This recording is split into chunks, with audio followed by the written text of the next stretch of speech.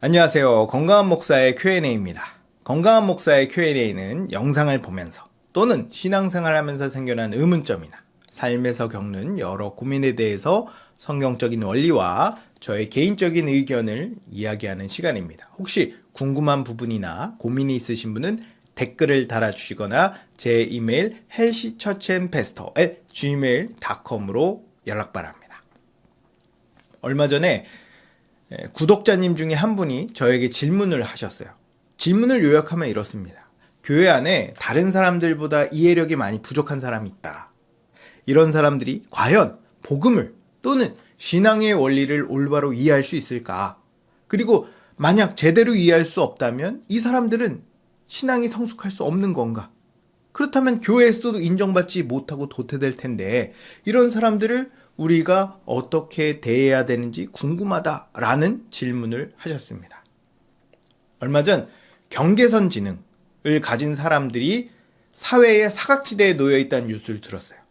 경계선 지능은 지적 장애인과 비지적 장애인 사이 경계선에 있는 상태라고 합니다. 그래서 평균적인 사람들보다 학습 능력이나 이해력, 어휘력, 대인관계 등등이 조금 부족하다고 그래요. 그러다 보니 사회에서 또는 직장에서 생활하는데 많은 어려움을 겪습니다. 근데 이런 분들이 우리나라에서 100명 중에 14명이나 될 정도로 흔하다고 그래요. 제 주변에도 경계선 지능이 의심될 만한 사람들이 있습니다. 그분들을 보면 확실히 일할 때 업무 효율이 떨어지고 의사소통하는 데 많은 어려움을 겪더라고요. 과연 이런 분들도 교회에서 복음을 잘 이해하며 신앙생활을 잘할 수 있을까요? 그리고 우리는 이런 분들을 어떻게 대해야 될까요? 이에 대해서 성경적인 원리와 제 개인적인 의견을 말하도록 하겠습니다. 과연 경계선 지능인 사람도 복음을 제대로 이해할 수 있을까요? 네, 얼마든지 이해할 수 있습니다. 복음은 굉장히 쉽고 단순해요. 복음은 창조주 하나님이 나의 아버지 되시고 예수 그리스도께서 나의 구원자 되심을 믿는 겁니다. 물론 그 쉽고 단순한 진리 안에 무한한 지식과 지혜가 들어가 있어요. 그래서 우리 그리스도인은 평생 동안 그 무한한 지식과 지혜를 꾸준히 배우며 자라가야 되죠.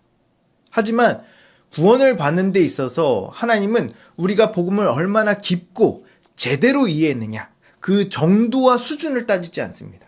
구원은 겨자씨만한 믿음만 있으면 돼요. 예수님 옆에 달렸던 강도가 예수님에 대해 알면 얼마나 알겠습니까? 하나님께서 중요하게 여기시는 건 믿음의 크기 또는 정도가 아니고 믿음 그 자체입니다. 그런 측면에 있어서 예수님은 어른인 우리보다 정신연령이 낮고 순진한 어린아이가 훨씬 유리하다고 말했어요. 왜죠? 우린 이해가 되고 설명이 돼야 믿거든요. 그래도 또 틈만 나면 의심하죠. 그러나 어린아이는 이해가 잘 안 돼도 제대로 설명을 안 해줘도 철석같이 믿습니다. 저는 어떤 측면으로 좀 안타까운 게 있어요. 요즘 사람들은 쓸데없는 지식이 너무 많습니다. 이건 양날의 검이에요. 좋게 보면 신앙생활을 정말 잘할 수 있는 좋은 요소가 될 수 있지만 나쁘게 보면 그만큼 신앙생활 하는데 방해가 되기도 합니다. 대체적으로 교육 수준이 높은 선진국들을 보면 사람들이 복음을 잘 안 받아들여요. 왜냐하면 그만큼 복음에 충돌되는 지식과 사상을 많이 학습했기 때문입니다. 우리나라도 교육 수준이 높아지기 전까지 얼마나 복음을 잘 받아들였습니까? 근데 요즘에는 복음을 전해도 난 세상에 절대적인 것은 없다고 생각해. 신이 있다는 걸 증명해봐. 난 과학적으로 진화론이 맞다고 생각해. 이렇게 얘기하면서 스스로 똑똑한 척을 합니다. 하나님께서 그걸 보면서 얼마나 가소로워 하실까요? 우리나라의 교육 수준이 높아진 건 감사하고 좋은 일이지만 그만큼 많은 사람들이 복음을 어린아이처럼 받아들이기가 어려워졌어요. 저는 경계선 지능에 있는 사람들이 복음을 순수하게 믿는 데에는 다른 사람들보다 조금은 더 유리하지 않을까 생각합니다. 하지만 반대로 복음을 체계적이고 풍성하게 이해하는 데는 남들보다 시간과 노력이 더 필요할 거라고 봐요. 근데 저는 건강한 교회 안에 있다면 경계선 지능을 가졌다 하더라도 신앙생활 하는데 큰 문제가 없다고 생각합니다. 왜냐하면 복음을 믿는 사람에게는 새 마음, 새 본성이 있기 때문이에요. 이 새 마음에는 기본적으로 하나님의 법이 깔려 있기 때문에 배우지 않아도 마치 본능처럼 하나님 뜻대로 살려고 합니다. 그래서 초신자 중에 복음을 잘 몰라도 말씀에 합당한 삶을 사는 경우가 많아요. 또 복음은 머리로만 배우는 게 아니고 몸으로도 배웁니다. 제가 어디서 봤는데 학생들이 학교에서 순전히 국영수 같은 교과 지식만 배우는 게 아니라 그래요. 그럼 학교에서 뭘 배우냐? 학교의 조직과 구조, 전통과 문화, 인간관계를 배우는 겁니다. 이런 것들은 수업으로 배우는 게 아니라 학교에서 생활하면서 배우는 거예요. 교회도 마찬가지입니다. 교회가 단순히 말씀만 전하는 것 같지만 아니에요. 교회는 말씀에 기초한 공동체를 세우고 하나님 나라의 문화를 만들어 갑니다. 그래서 성도들은 그저 교회 안에 있는 것만으로도 하나님 나라의 원리와 문화와 습관을 몸으로 배울 수 있어요. 우리가 복음을 배우는 목적은 거룩하게 살기 위함입니다. 보통은 복음을 풍성하게 이해해야 그렇게 살거든요. 근데 꼭 반드시 머리로 이해해야 거룩하게 사는 건 아닙니다. 몸으로 배워도 그렇게 살 수 있어요. 몇몇 분들이 아까 질문하셨던 분처럼 사회적 약자가 교회에서 적응하지 못하고 소외되며 도태되면 어떡하냐 하고 걱정합니다. 아니요, 걱정할 필요 없어요. 교회는 이런 연약한 사람들이 대우받고 존중받는 곳입니다. 저는 만약에 이런 연약한 사람이 교회 안에서 도태되고 소외된다면 그건 그 사람의 문제가 아니라 교회와 목사의 문제라고 생각해요. 교회는 세상과 다릅니다. 교회는 세상의 원리로 돌아가는 곳이 아니에요. 세상은 돈 있고 능력 있고 똑똑하며 빽 있는 사람들이 살기 좋은 곳이죠. 게다가 다른 사람을 짓밟고 올라가야 성공하는 경쟁사입니다. 하지만 교회는 모든 사람이 서로의 약점을 포용하고 이웃을 위해 자신을 기꺼이 희생하는 협동사회예요. 마태복음 25장 40절에 보면 예수님께서 이렇게 말씀하십니다. 내가 진실로 너희에게 이르노니 너희가 여기 내 형제 중에 지극히 작은 자 하나에게 한 것이 곧 내게 한 것이니라. 예수님은 우리 주변에 가장 연약한 자, 스스로 은혜를 갚을 수 없는 자에게 베푼 자비와 호의를 예수님 자신에게 한 것으로 여겨주십니다. 분명히 소외되고 도태된 사람들은 공동체 안에서 가장 연약한 사람일 텐데 어떻게 예수님을 믿는다는 사람들이 그것도 교회 안에서 소외되고 도태되는 걸 모른 척하고 방치할 수 있습니까? 말도 안 되죠. 만약 그렇다면 이건 예수님을 믿는 게 아니라 그냥 종교 활동을 하고 있는 겁니다. 물론 그렇지 못한 교회가 많이 있고 이게 말처럼 그렇게 쉽지 않다는 거 100번 이해합니다. 우리 모두 다 부족하고 연약하죠. 아니란 거 알면서 계속 넘어지는 게 우리입니다. 누굴 소외하고 도태시킬 입장이 아니에요, 우리가. 사람이 하나님 앞에서 잘났으면 얼마나 잘났습니까? 사람은 잘났든 못났든 다 거기서 거기에요. 성경은 자기가 남들보다 잘났다, 괜찮다라고 생각하는 사람이 가장 어리석고 가장 낮은 자라고 말합니다. 그래서 업신여기고 소외시키는 그 사람이 제일 믿음이 없는 사람이에요. 누가복음 6장 38절에 보면 예수님께서 우리에게 아주 중요한 말씀을 해주십니다. 주라, 그리하면 너에게 줄 것이니 곧 후이되어 누르고 흔들어 넘치도록 하여 너희에게 안겨주리라. 너희가 헤아리는 그 헤아림으로 너희도 헤아림을 도로 받을 것이니라. 내가 누군가를 소외시키고 누군가를 업신여긴다면 나도 똑같이 소외되고 업신여김을 받을 겁니다. 반대로 내가 내 주위의 사람을 소중하게 여기고 친절하게 섬긴다면 사람들도 나를 귀하게 여기고 친절을 베풀어 줄 거예요. 그래서 우리는 대대적인 생각의 전환이 필요합니다. 뭘까? 내 주변에 연약한 지체가 많다는 것에 기뻐해야 됩니다. 연약한 지체가 많다는 건 그만큼 우리가 예수님을 섬길 수 있는 기회가 많다는 거예요. 교회에 다 괜찮은 사람, 잘난 사람들만 있으면 말로만 예수님을 사랑한다고 말하지 실천할 기회가 많지 않은데 주위에 연약한 사람들이 있으면 진짜 행동으로 예수님을 사랑할 수 있잖아요.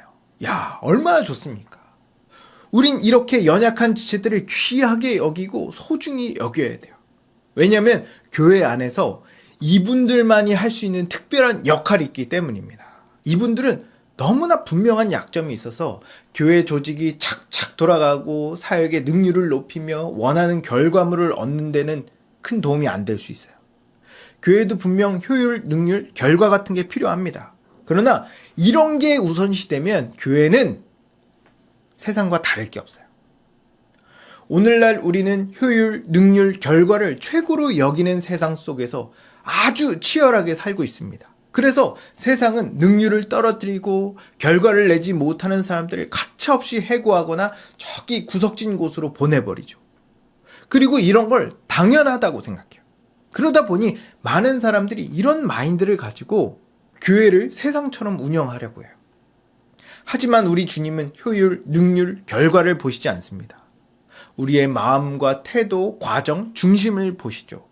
아까도 얘기했지만 연약한 지체는 효율, 능률, 결과를 높이는 데는 도움이 안 될 수 있어요. 하지만 이 사람들은 우리의 마음, 인간성, 양심, 태도를 바로잡고 성장시키는 데 굉장한 도움을 줍니다.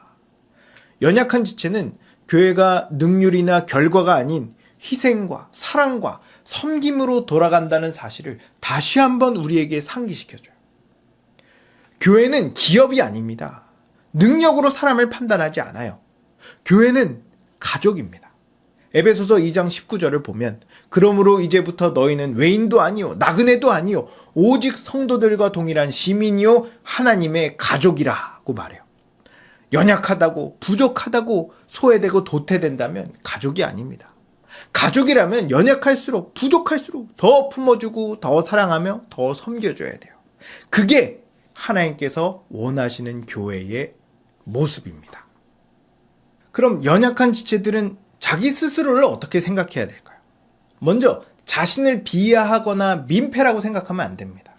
사회적인 약자들은 세상의 차가운 시선과 냉대로 인해서 자존감이 낮은 사람이 많아요.